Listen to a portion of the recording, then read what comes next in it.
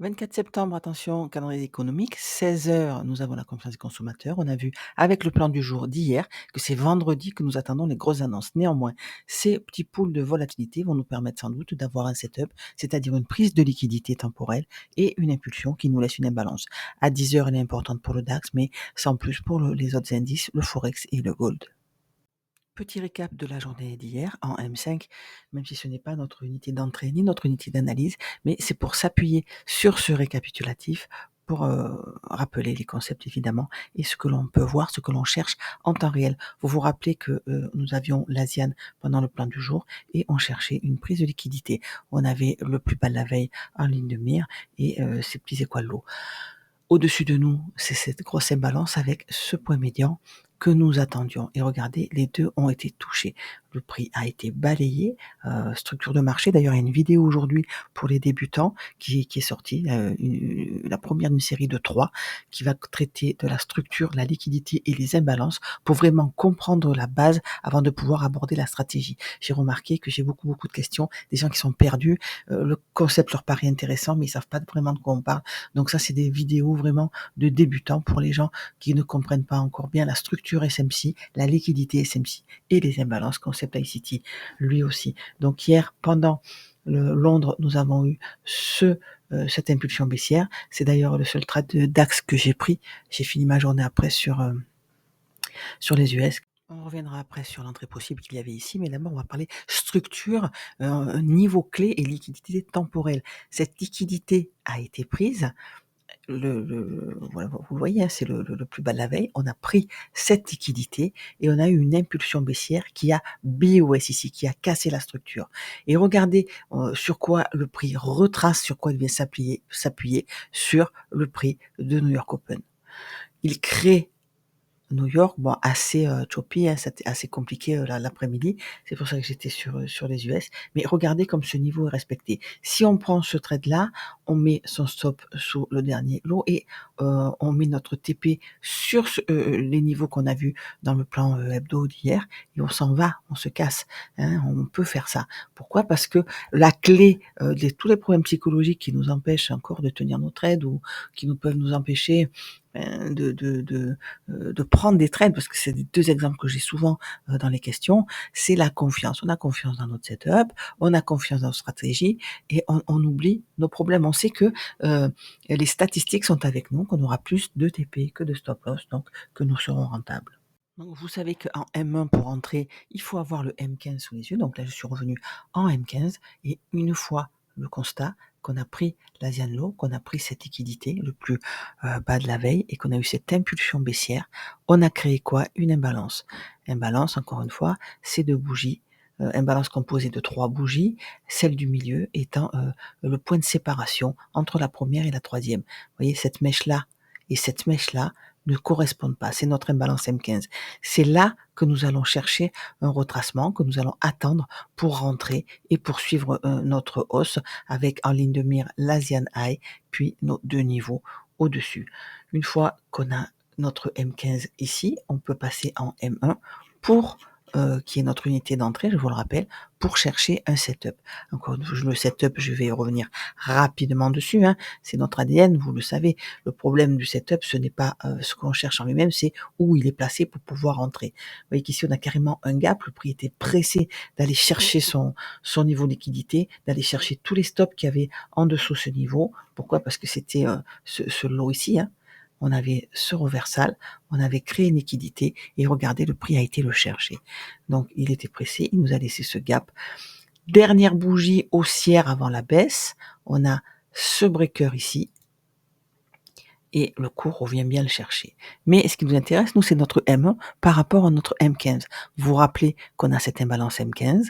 Quand on y revient, on peut trouver ici une entrée. Et regardez, si on entre sur cette imbalance avec un stop en dessous, même quand on y revient, ce lot est sauf. Donc, une fois qu'on a ce setup-là, après être revenu dans l'imbalance, on sait qu'on se trompe pas, qu'on est toujours dans le bon sens. Parce que regardez, on a été chercher New York, l'ouverture de New York, mais on n'a pas encore pris l'Asian High qui est notre premier target.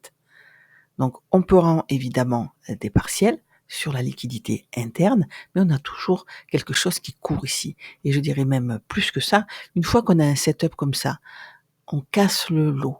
On a notre impulsion haussière, on revient dans cette petite imbalance. On a créé ce breaker, dernière bougie, haussière avant la baisse. Quand on le casse à la hausse, normalement, on doit s'appuyer dessus. Donc, regardez comme ça prend du temps. Regardez comme c'est choppy. Mais regardez aussi comme c'est valable et comme il le fait.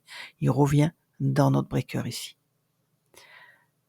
Un peu plus loin, on a le cas aussi, c'est-à-dire que là, nous sommes en chute, nous descendons, on a un breaker, dernière bougie haussière avant la baisse, on le casse à la hausse.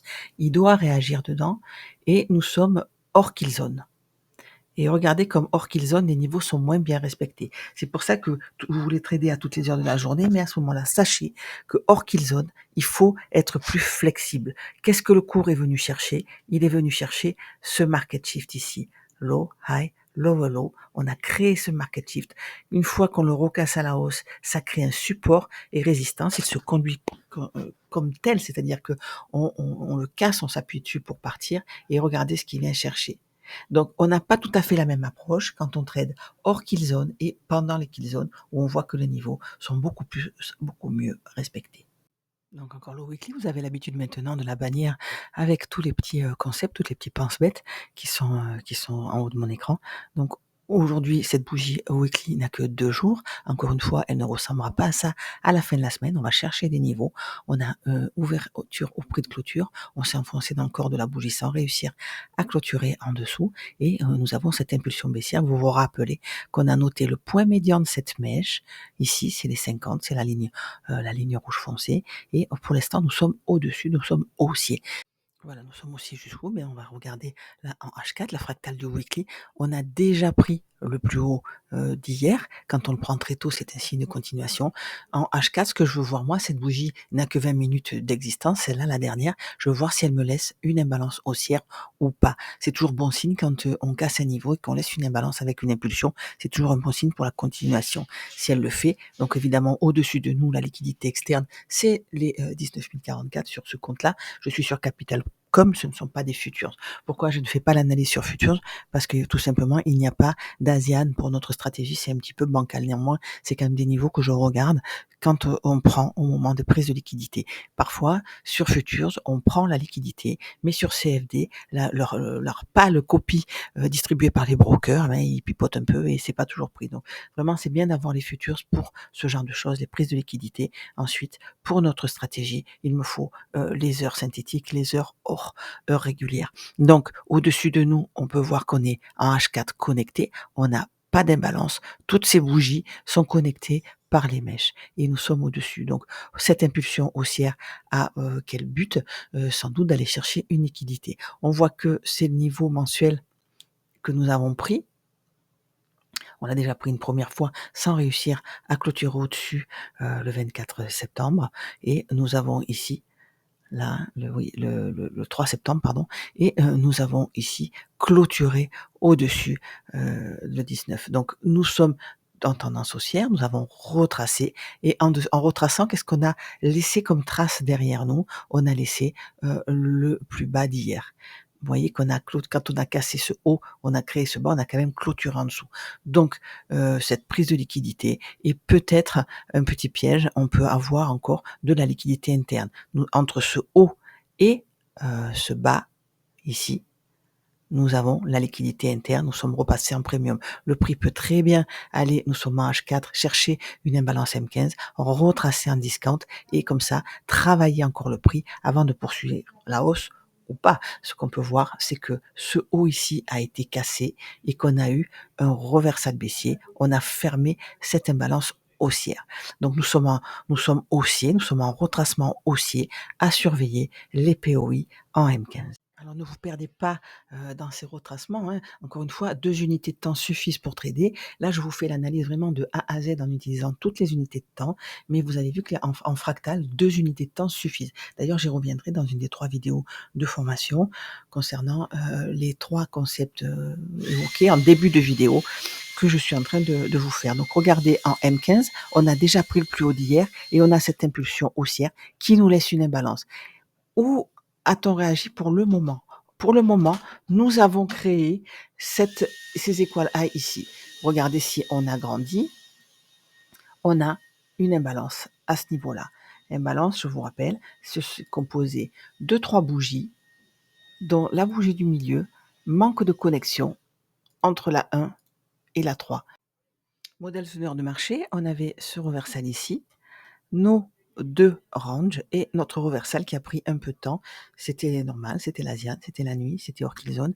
Il s'est matérialisé pendant London d'hier et là, comme d'habitude, pendant les kill zones, c'est beaucoup plus clair. Donc automatiquement, quand on a cassé ce lot, on a créé ce haut et quand on a clôturé au-dessus, on a une inversion, on a les yeux en haut de notre trend. Néanmoins, dans cette liquidité interne, on peut encore une fois travailler la liquidité, ce qui veut dire que on a notre reversal SMC ici, on a notre premier range, impulsion haussière, on peut très bien avoir ici un range, haut, bas, création de fourchette, descendre prendre la liquidité avant de poursuivre la hausse. Ça va être mon idée pour aujourd'hui, ça va être ce que je vais trader et donc je serai plutôt haussière et chaque retracement, si je les prends short, ça veut dire que j'aurai mes 20 points pour mon TP1. Je vais attendre d'être dans un POI pour le racheter, par exemple, ici, ce niveau d'imbalance. Donc en résumé, je suis haussière jusqu'à preuve du contraire, c'est-à-dire un reversal avéré et pas un échec de reversal qui est juste un retracement pour avoir une prise de liquidité.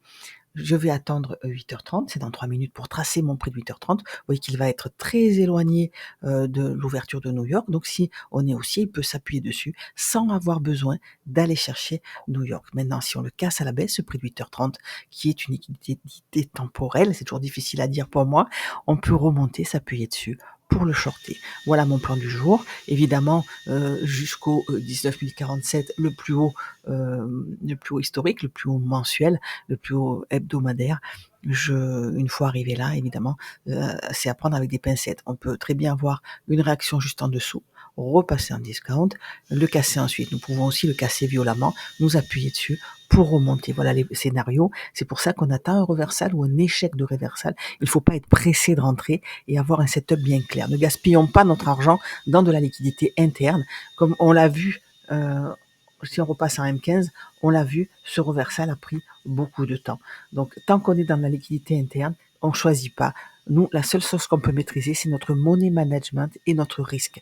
Donc, jouons là-dessus, prenons des risques positifs, c'est-à-dire qu'on va risquer au moins 2 par rapport à la somme mise en jeu sur notre stop loss. C'est un minimum. 2. On ne ferme pas les trades dès que le trade est vert, sinon on a un risk reward négatif et ce n'est pas viable.